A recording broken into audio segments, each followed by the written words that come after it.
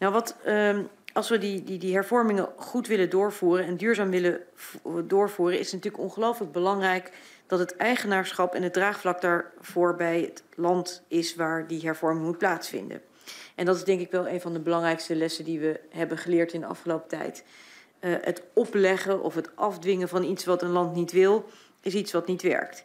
En daarom staat dat eigenaarschap van de landen ook als uitgangspunt centraal in de onderlinge regelingen. De landen stellen zelf ook hun plannen van aanpak op, stellen de plannen op. En ze krijgen daar natuurlijk alle ondersteuning van de TWO en met kennis en kunde vanuit Nederland de plannen op die ze willen uitvoeren.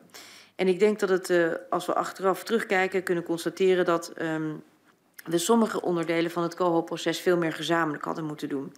Veel meer op basis van vertrouwen en gelijkwaardigheid, om daarmee te zorgen dat we niet afspraken zouden maken die op zijn minst gevoeld worden als afgedwongen, maar afspraken die ook echt gezamenlijk zijn op basis van hervormingen die in de landen zelf ook op draagvlakken kunnen rekenen.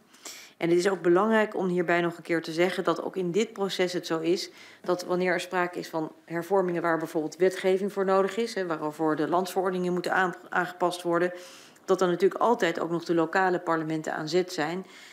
Zoals dat hier in Nederland natuurlijk ook is. Als wij onze belastingen hervormen of onze pensioenen, dan moet daar natuurlijk het parlement ook ja of nee tegen zeggen.